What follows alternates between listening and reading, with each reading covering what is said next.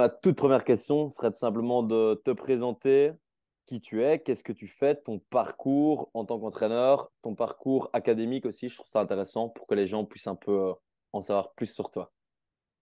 Bonjour, Pierre Parmentier. Donc, j'ai un master en sciences de la motricité à l'UCL. Ensuite, j'ai fait une multitude de formations complémentaires dans la préparation physique. Donc, chaque fois des spécialisations pour approfondir différents sujets. Ça passe du stretching à la neuro, au réflexe archaïque, aux préférences motrices, aux abdos hypopressifs, FMS et j'en passe. Hein, les trucs entre guillemets bateaux que beaucoup font, pas bateaux, plutôt populaires, on va dire. Bateau, c'est un peu péjoratif, mais alors que c'est pas le cas. Et puis des choses qu'au fur et à mesure j'ai pu découvrir et approfondir. À la base, je viens des sports de combat. Donc, j'ai fait du jiu-jitsu traditionnel, j'ai fait du sambo, j'ai fait du MMA, du jiu-jitsu brésilien. Donc, voilà, j'ai pas mal évolué au sein des sports de combat. C'est ma première porte d'entrée dans la préparation physique à travers les athlètes que je pouvais entraîner ou côtoyer. Et ensuite, je suis allé vers les sports co. J'ai commencé dans le foot, puis à un niveau modeste, j'ai fait pas mal d'expériences dans volley, rugby, basket. Et maintenant, c'est ma quatrième saison à Belfust-Montséno, donc en division 1 basket, et j'ai plusieurs sportifs de haut niveau en sport de combat. Et j'ai lancé le centre Sport Santé Ultime entre Binche, La Louvière et Mons, où là, donc, on développe un concept de coaching, de préparation physique, mais également, on a tout un secteur médical, enfin tout un staff médical, et on organise des conférences et des formations. Voilà pour globalement. Et j'enseigne à la Haute École Francesco Ferrer et à Vinci en coaching sportif et spécialisation prépa physique. Rien que ça, quoi. Rien que Et ça. du coup, en termes de formation, est-ce que tu peux un peu dire celles que, allez, peut-être les principales que tu faites ou peut-être les plus intéressantes? Je trouve ça intéressant aussi de savoir ça. Euh, En préférence motrice, j'en ai fait plusieurs. J'ai commencé par celle qui était enfin la seule en Belgique, c'était par Movia. Et ensuite, en fait, et directement après, j'ai commencé avec Bolo d'Haleine. Le problème un peu en préférence motrice, c'est la mise en application. Et là, j'ai eu la chance enfin, de collaborer avec Frédéric Houdard, qui est mon associé chez Ultime. Ça fait 6 ans qu'on se connaît. Et donc, lui m'a vraiment aidé à mettre en place les préférences motrices. Donc, j'ai eu en fait une formation individualisée, on va dire, par lui. Et j'ai perfectionné au niveau théorique via Volo d'Haleine. Euh, et donc, pour continuer sur le volet préférences motrices, ce qu'il en ressort des gens qui se forment là-dedans, c'est la difficulté à mettre en pratique. Et c'est là que je me positionne avec une formation qui va se lancer le mois prochain, avec beaucoup de pratique et d'application. Donc peut-être un volet théorique moins large, mais par contre beaucoup plus de possibilités d'application. Et ceux qui veulent continuer sur le volet théorique auront des possibilités, via par exemple Volo d'Haleine ou d'autres, de continuer. Mais moi, ce qui m'intéresse, c'est vraiment un partage d'expérience, bien sûr des notions théoriques de base pour pouvoir les mettre en pratique. Donc voilà, ça c'était pour le volet préférence motrice. Donc Mouvia d'abord, CE2 via l'accompagnement de Fred Houdard et Volo d'Haleine sur les différents spécialisations qu'il propose. Au niveau réflexe archaïque, également Volo d'Haleine et l'Institut IP qui est vraiment intéressant. Tout le domaine neuro, pour moi, c'est une des premières qui s'est mise en place. Donc voilà, fraîchement labo RNP. Euh, Après, oui, j'ai fait stretching global actif, mais bon, c'est des choses peut-être moins, même s'il y a toujours plein de choses intéressantes là-bas qui se font peut-être moins dans l'air du temps aujourd'hui, mais alors on va dire dans celles plus qui sortent un peu de l'ordinaire aujourd'hui, Institut IP, préférence motrice. Mhm. Ouais, ok. Et du coup, bah, aujourd'hui, je voulais justement parler de tout ce qui touchait aux préférences motrices avec toi. Et la première question serait tout simplement d'expliquer c'est quoi les préférences motrices, parce que je pense que tout le monde ne sait pas ce que c'est.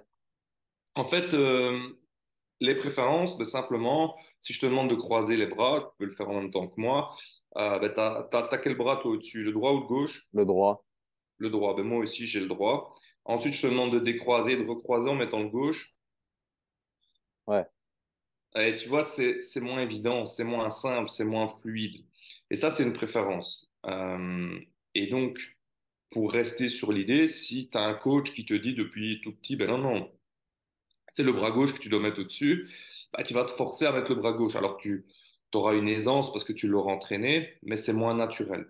Et donc les préférences motrices, c'est de trouver finalement la manière innée dont tu es fait pour bouger. Et il y a différentes préférences, plutôt des préférences pour l'extension, plutôt pour la flexion, plutôt pour la chaîne antérieure, postérieure, des chaînes latérales, chaînes médiales, plutôt vision périphérique à gauche ou à droite. Enfin, l'œil moteur, c'est là où on voit le plus vite le mouvement, le danger. Et donc, c'est une multitude de préférences naturelles que l'on a, qui sont associées également avec des préférences mentales. Pour faire simple, en fait, c'est, je pense, dans le ventre de la maman et dans les premiers mois, voire années de la vie, en fait, c'est des connexions qui ont été faites plus rapidement. Donc, en fait, on a plein de chemins. Et puis finalement, ben, il y en a, parce qu'on les a répétés, ces mouvements-là, il y a des autoroutes qui se sont créées. Et c'est retrouvé finalement les autoroutes naturelles. Il y a des choses que je comprenais pas quand je faisais du judo. Ben, pourquoi est-ce que moi, j'arrivais pas à mettre la main comme ça, alors que ici, j'étais bien.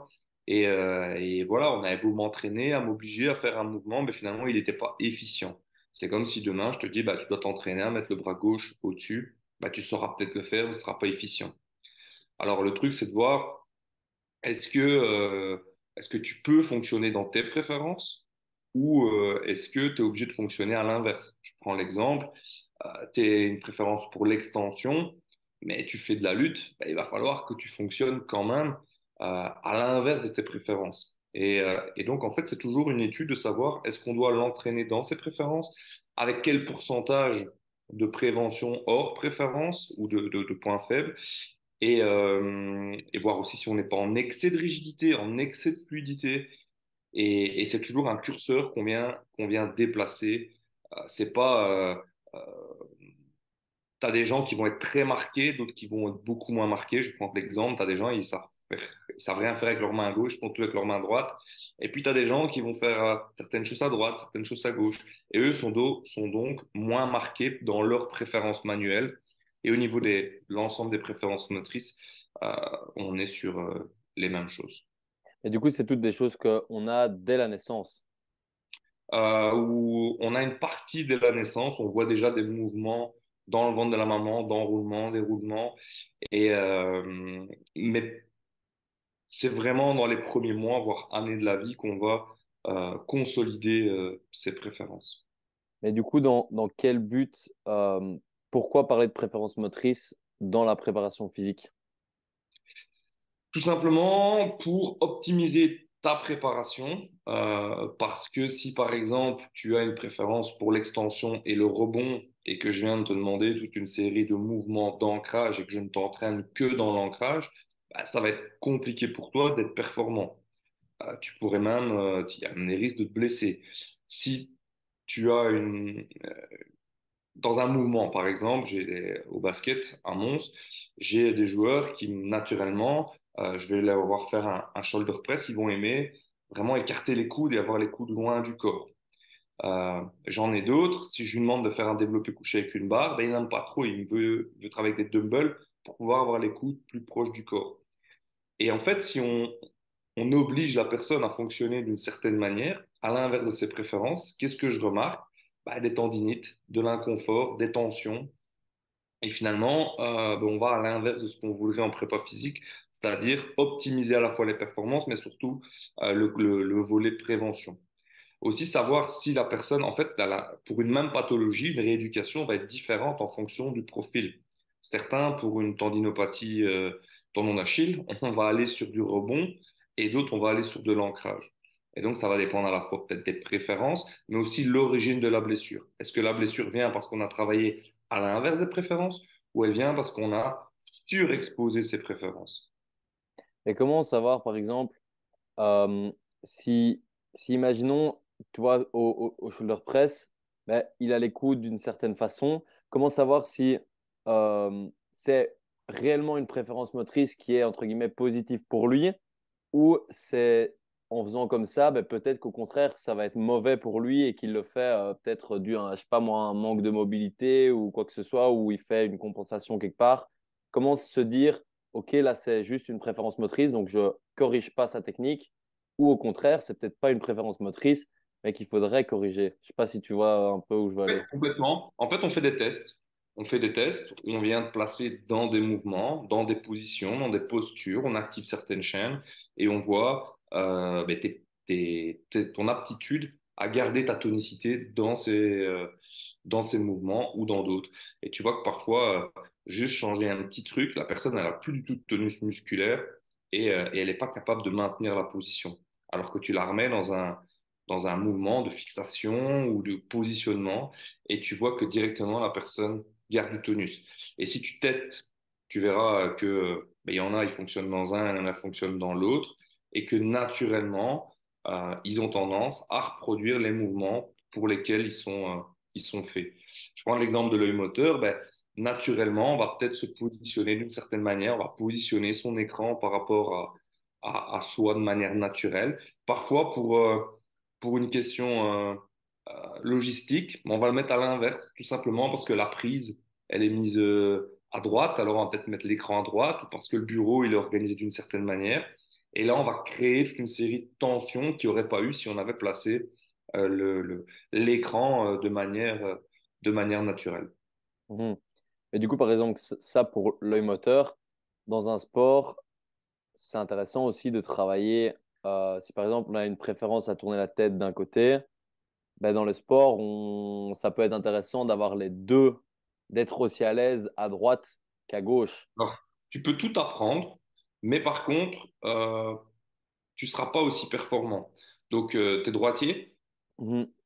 Donc, si demain, je t'oblige à écrire de la main gauche, tu vas savoir écrire de la main gauche.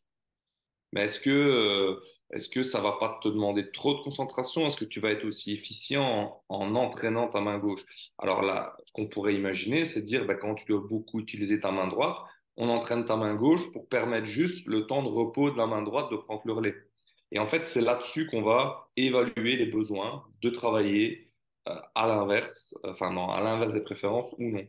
Et donc, globalement, ce qu'on dit souvent, euh, je le dis, mais en mettant plein de guillemets parce que sur un athlète individuel, je vais pas fonctionner sur ce pourcentage-là. Mais sinon, on est sur du 2 tiers, 1 tiers. 2 tiers dans tes préférences, 1 tiers à l'inverse. Grosso modo, sur des sports d'équipe, ben, je vais essayer de tabler là-dessus. Euh, ben, on fait pas trop mal, on va dire, si on fait ça. Maintenant, sur l'individuel, là, je vais beaucoup plus loin en essayant de comprendre les besoins, le moment de la saison aussi. Si tu vois que quand tu vas trop dans ses préférences, à un moment donné, il y a une blessure, peut-être l'anticiper en travaillant à l'inverse des préférences. Si, s'il y a un besoin dans la discipline de travailler à l'inverse des préférences, on va aussi le préparer, on va aussi l'entraîner. Mais je prends l'exemple d'un boxeur. S'il gagne ses combats grâce à la distance, parce qu'il se sent bien dans la distance, ben, ça vaut la peine d'entraîner un peu le combat rapproché pour éviter de se prendre un KO à cet endroit-là, mais on va le travailler pour pouvoir être capable de se protéger et de sortir de cette zone-là. Tu vas jamais euh, gagner 10 combats à la filée dans tes points faibles. Donc autant optimiser tes points forts. Romelu Lukaku ne va jamais devenir meilleur buteur d'un championnat en devenant un petit dribbleur de surface. Alors on peut le rendre meilleur, il l'a déjà été, enfin il est déjà meilleur qu'auparavant, mais par contre c'est pas sur ça qu'il va devenir bon.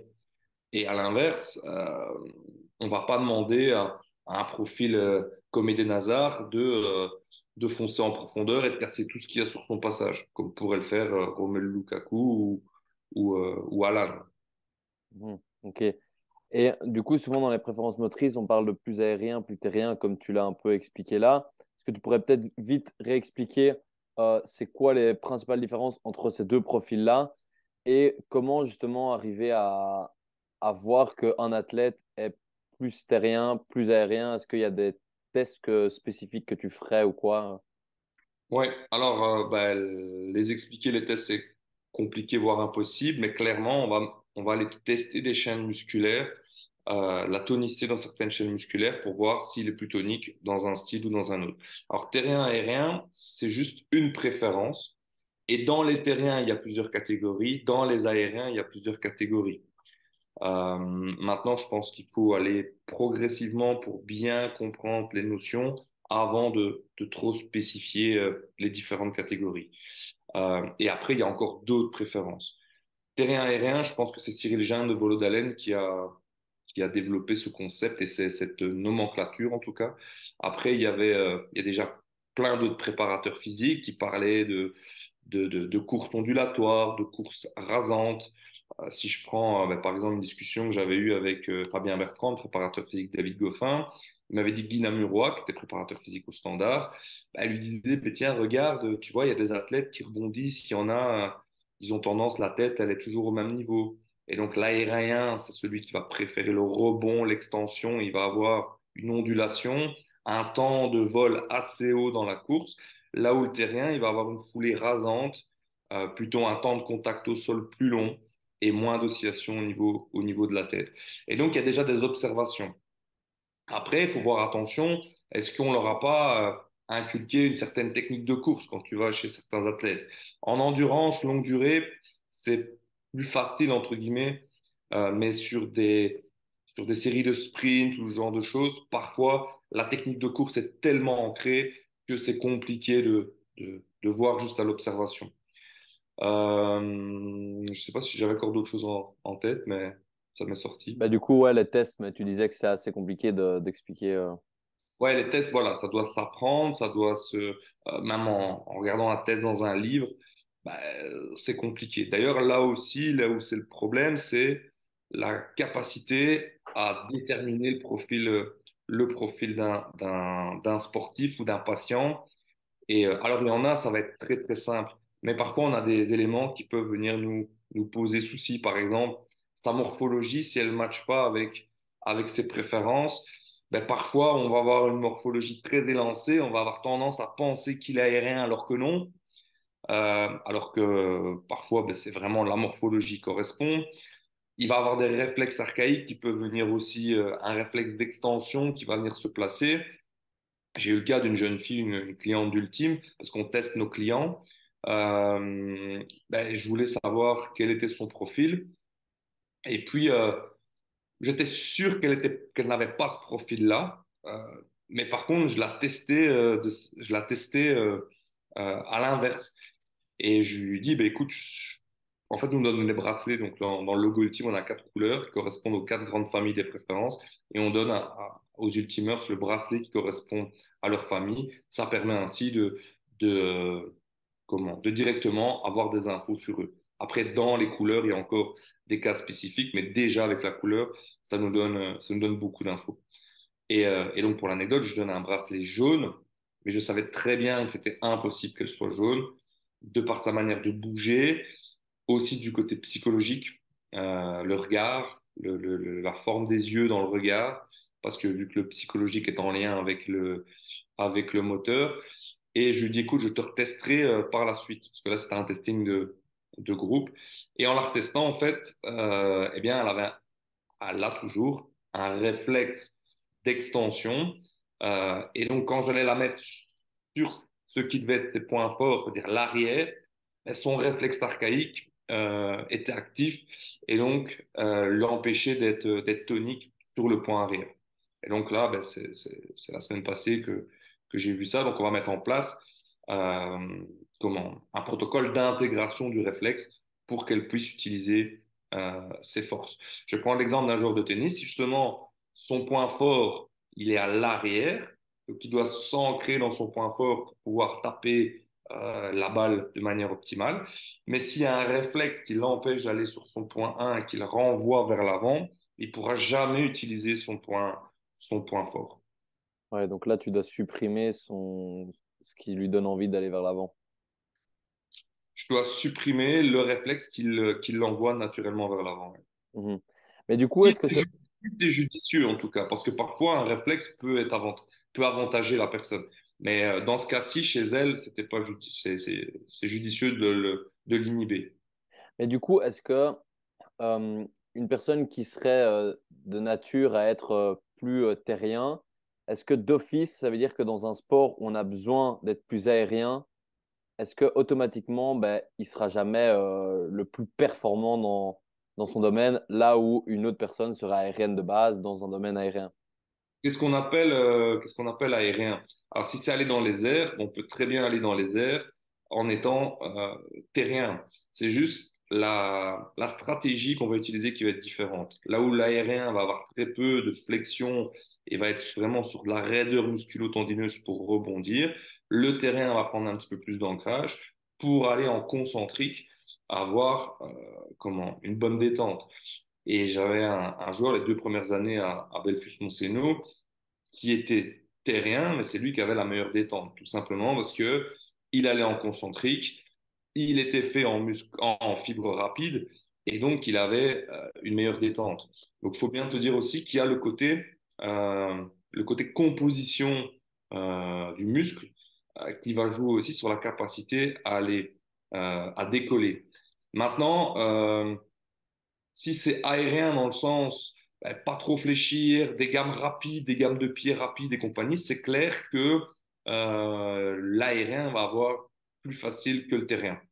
On va plutôt prendre un sport où le terrien va avoir, l'aérien va avoir du mal, ben, ça va être l'haltérophilie, par exemple. Parce que l'haltérophilie, tu n'as pas le choix, tu dois soulever du lourd, tu dois fléchir, tu dois aller chercher du concentrique, et donc ça va être compliqué. Le CrossFit est aussi plutôt porté et avantage plutôt les terriens que les aériens.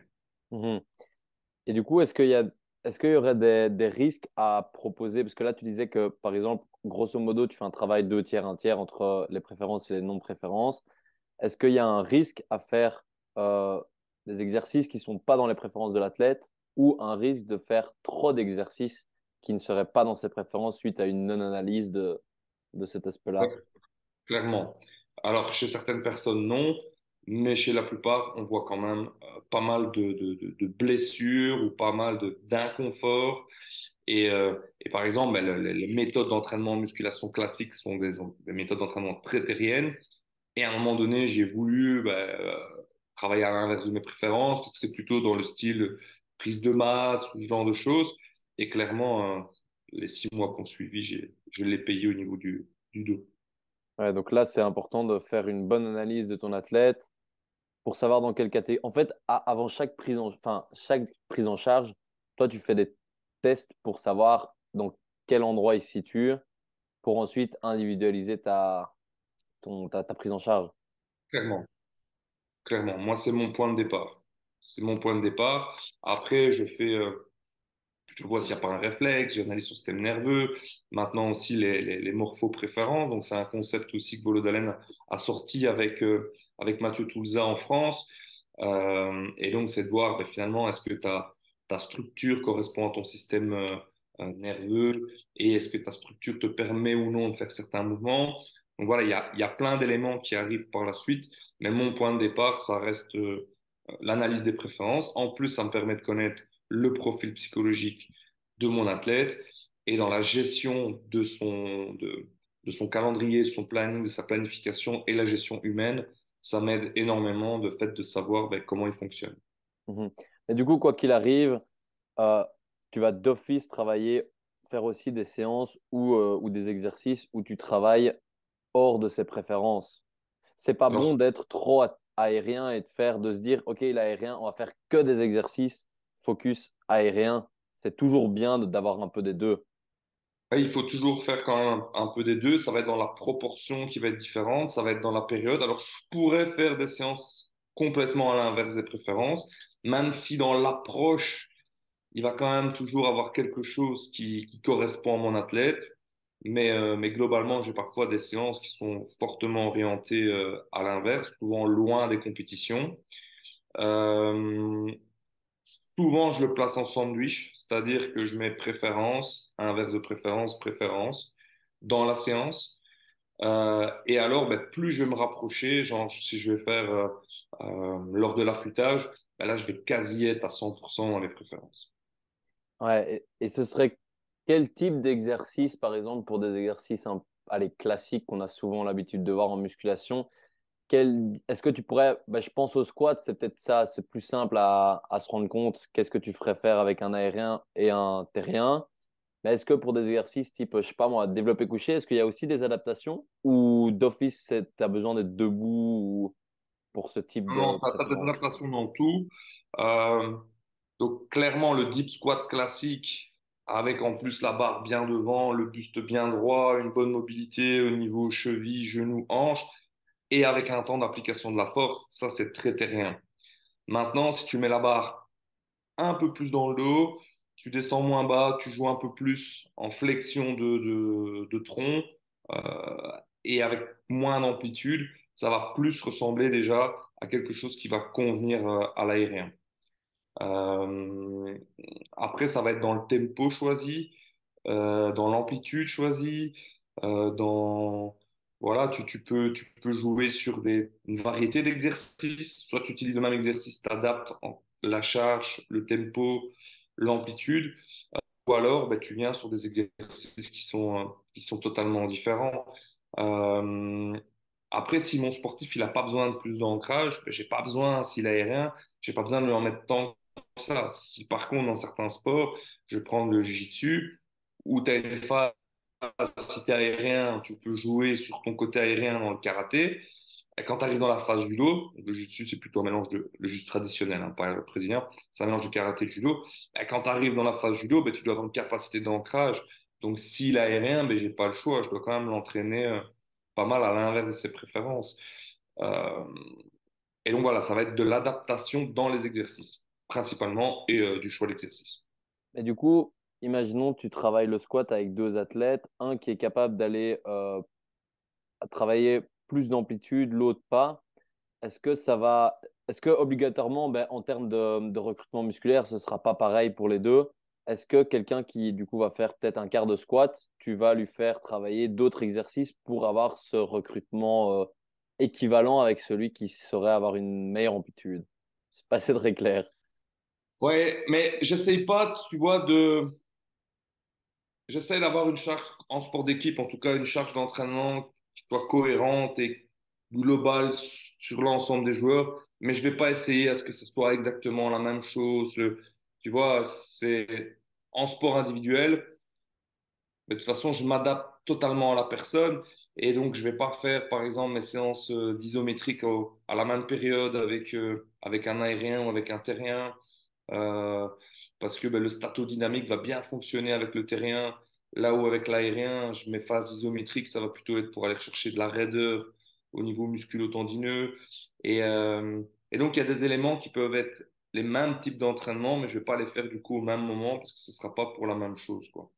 Et donc, je vais pas trop me poser de la question de savoir si j'ai eu le même, comment, exactement le même recrutement musculaire entre l'un et l'autre. Je vais plutôt dans un sport d'équipe voir que au niveau fatigue et volume d'entraînement, on soit dans des choses qui soient cohérentes. En sachant qu'en général, le terrien est capable de effectuer un volume d'entraînement plus important, mais il aime un peu plus de monotonie et au même rythme. Là où l'aérien, bah, il est capable de mettre un peu plus d'intensité, un peu plus de rythme, mais par contre avec des volumes d'entraînement moins élevés. Mhm. Et du coup, on parlait un peu des blessures et des préférences motrices. Donc, pour toi, il y a clairement un lien entre blessures et les préférences. Je pense par exemple à, imaginons quelqu'un qui serait de nature terrien, bah, lui faire faire peut-être courir de la longue distance pendant, je sais pas moi, plusieurs heures de course. Est-ce que ça va automatiquement lui causer plus de blessures que une autre personne qui serait plus de nature terrien pour ce Donc style? l'aérien, lui, il est en mode économie, hein. Donc lui, on peut l'envoyer sur une longue distance, il n'y a pas de souci. Donc le terrien, j'ai bien dit, le Ouais, le terrien, terrien. une longue distance, il n'y a pas de souci. Bah, il y a des aériens qui font des Ironman et qui font des ultra trails. Après, le trailer, il est plus facile s'il est terrien qu'aérien parce que comme le sol est plus meuble, on a besoin d'avoir plus d'ancrage, mais c'est l'exigence de la discipline. Donc, à un moment donné, ben, l'athlète doit se plier aussi aux exigences de la discipline. Mhm. Donc, est-ce qu'on va avoir un risque? Ben, il va falloir le mesurer. On va aller progressivement. On va toujours remettre on va toujours aller le restimuler dans ses préférences tout de même. Peut-être pas tout le temps, mais par période. Et en fait, c'est vraiment une gestion de planification. Tu vas plutôt faire une planification linéaire chez un terrien, là où tu vas plutôt faire une planification ondulatoire chez un aérien. Ouais. Et tu parlais tantôt un peu de tout ce qui touchait aux réflexes archaïques. Je pense que là aussi, il y en a plein qui savent pas ce que c'est. Donc peut-être un peu définir ce terme-là et aussi quel est son rôle dans, t'en as parlé avec le service au tennis, mais quel est son rôle dans la prépa physique, enfin, avec tout ce qui est inhiber certains réflexes, ne pas le faire, un peu tout ça, je trouve ça intéressant. Ouais, donc les réflexes, ils arrivent aussi déjà la plupart dans le ventre de la maman ou dans les premiers mois de la vie. Et c'est des réflexes de survie qui vont nous permettre bah, tout simplement de pouvoir survivre et fonctionner dans notre environnement. On va prendre l'exemple d'un réflexe que tout le monde connaît chez l'enfant. Bah, si on met son doigt dans la main d'un enfant, la main elle se referme. C'est pas une contraction volontaire, mais c'est bien un réflexe. Le problème, c'est que si le réflexe n'est pas inhibé, eh bien, il va pouvoir venir parasiter à la fois le système nerveux, mais également, bah, du coup, moteur, émotionnel, cognitif. Pour rester sur ce même réflexe, bah, quand tu serres la main à quelqu'un qui te la broie, bah, c'est peut-être qu'il a toujours ce réflexe qui est hyperactif. Et celui qui donne la main molle, c'est plutôt celui qui l'a de manière hypoactive. Alors, dans le sport, ça peut te causer des soucis. On va rester sur le tennis. Tu vois, si tu serres trop ta raquette, tu peux commencer à avoir comment, des douleurs, même au niveau du coude. Tu vas plutôt être sujet à ces blessures, à ces tendinites. Tu vas être dans l'inconfort à un moment donné après des longues heures d'entraînement ou de match au niveau de ta raquette. Euh, un enfant à l'école aussi qui va avoir ce réflexe de surserrer son stylo, bah, c'est clair que ça va parasiter le système nerveux et ça va lui poser des troubles dans l'apprentissage. Et donc, bah, intégrer ce réflexe va lui permettre de reprendre euh, possession de son corps, de ses émotions et également de son cognitif. Ouais, donc en fait, on a plein de réflexes qui sont là depuis la naissance et le prépa physique doit arriver à analyser, enfin à déjà trouver ces réflexes, les voir sur ses athlètes et ensuite arriver à déterminer si il faudrait les désengager, enfin les inhiber pour justement faire rendre plus performant son athlète dans sa pratique, quoi. Voilà, en général, c'est clair que inhiber le réflexe, l'intégrer, comme on dit, même si c'est jamais vraiment intégré, eh bien, en général, c'est ce qu'on va conseiller. Maintenant, dans certains cas, ça va être, le réflexe va amener un avantage, et donc, ce sera en discussion d'équipe dans le staff de savoir est-ce qu'on intègre le réflexe ou alors est-ce qu'on le laisse comme ça. Mhm. Mais comment on pourrait arriver à inhiber un réflexe qu'on aurait? Par exemple, si on a l'habitude de tout le temps serrer sa main, comment faire pour justement inhiber ça? Alors, les réflexes sont censés s'inhiber, s'intégrer seuls dans le développement de l'enfant. Et donc, on va revenir à des stades du développement de l'enfant où ces réflexes auraient dû être intégrés. Et on va revenir sur des mouvements, ceux qui sont censés l'intégrer, par exemple le ramping, le quatre pattes, les stimulations tactiles, les stimulations vestibulaires. Et on va vraiment revenir à la période critique de l'enfance où il aurait dû intégrer ce réflexe-là. Ok, donc on va faire des exercices. Donc, si à 30 ans, tu as ton athlète que tu sens qu'il faut faire un travail là-dessus, tu lui refais faire des exercices que tu fais quand tu es enfant, quoi.